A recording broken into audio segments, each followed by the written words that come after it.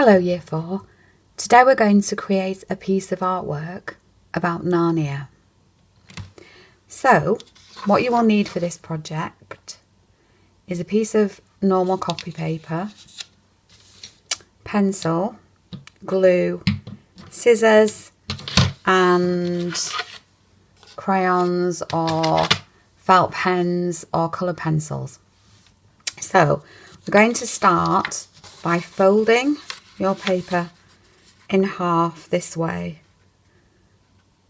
If you want to get some help with that, you can, but if you just take your time and match up the corners and then crease along the middle, and then do the same the other way.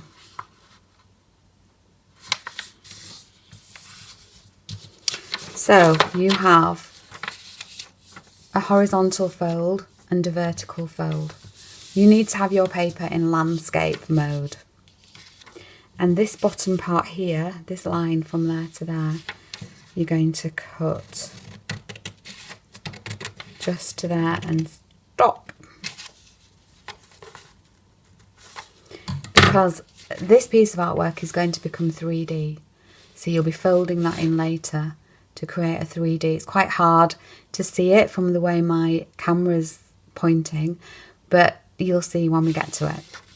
So we're going to start by adding some images. This is going to be what will be the back wall of our picture. So we're going to start adding some images on there. And we're going to start with a lamppost. The lamppost is quite important in Narnia because it's the first thing Lucy sees when she goes inside.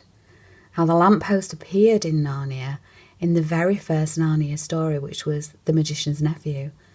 And the White Witch was in London and she was trying to escape and she snatched off the top arm of a lamppost, took it with her into Narnia. And then the magic that happens in Narnia when she threw it down in the ground meant that the lamppost grew into a lamp that stayed lit all day and all night. And the one that grew only had one arm because it grew from the other arm. So that's a lamppost in Narnia because Narnia is magic. So in my picture, I'm going to draw the lamppost in this centre part here. So when it's folded up, it will look like the lamppost is just there. But you can decide whether you want the lamppost off at one side or the other. So I'm going to have a go at drawing this lamppost. And when I look at the shape, it starts with a triangle at the top. And then a shape here. And then some curly bits there. Here and here. If you want to pause the video on this picture so you can look at it whilst you draw it, then that might be a good idea because I'm going to be looking at it as I'm drawing it.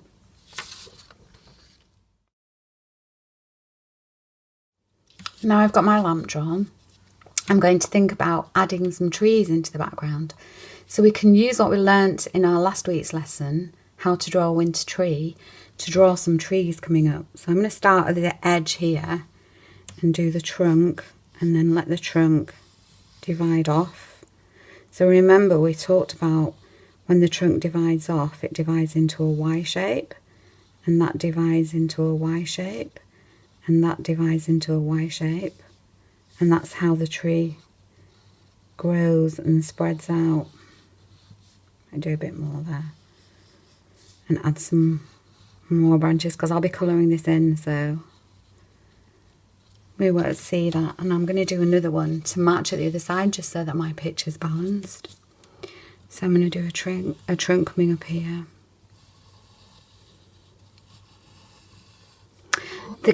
The lamps, like the lamp in Narnia, were what street lamps used to look like a long time ago. And they weren't lit by electricity, they were lit by gas. So inside here was like a glass front that opened up.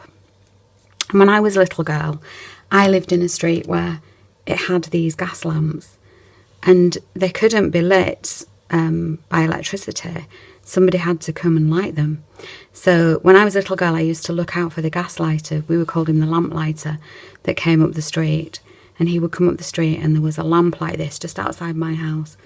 And he would bring his ladder he would put it up against the lamp, and then he would use these two handles, because there would have been another handle there, to hold on to open the front of the lamp and light the gas.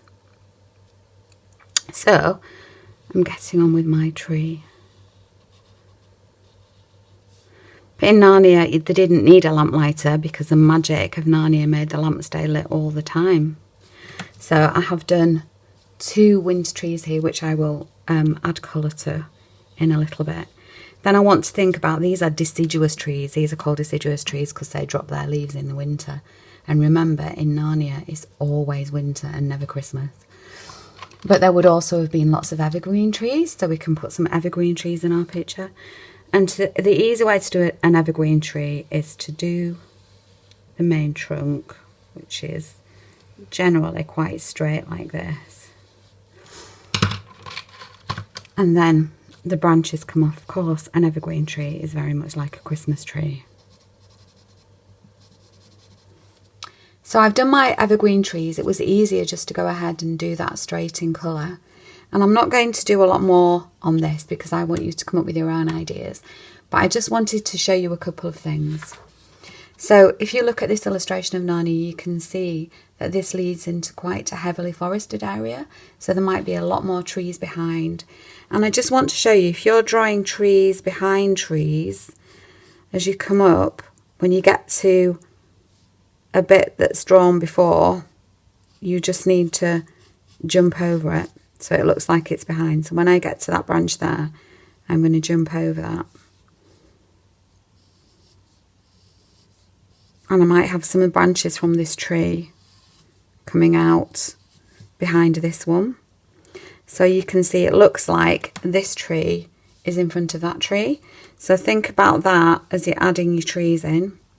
You need to add colour to your lamppost. Make sure that you have this. In fact, I'll do this now. So I'm going to do this in a really bright yellow, the light part, and show the light coming out in the area around it. And on this picture you can see it sort of creates a bit of a halo of light, so you might want to do that as well. If you're going to draw snow in it, you can't really see white snow coming down on your white background, but if you use a pale blue pencil and do some little dots that looks like snow. If you wanted to have trees that are just going up, so all you basically see are the trunks, because the trees are so tall and they're in the background, you just need to do something like that and have lots of trees behind trees. So I want you to carry on working on this and come up with your own ideas of what you might want to do. But remember, you're creating a wintry image and you're going to add lots of colour to it. So all your drawing is going to be on this top section, because this bottom section, we're going to fill that over later and that will become the foreground of the picture, and we will put some 3D trees and different things in there. So this part is just fallen snow. So you don't want to draw anything on here. All your drawing needs to go on there. I've put a line across here so that you can see where the snow's gone, and I've put little bits of blue on there. So I really want you to have fun doing this picture and work on this as your art lesson for the week, so you don't necessarily have to do it all in one go. And then when you've got your background ready, you'll be ready to go on with the second part of it next week.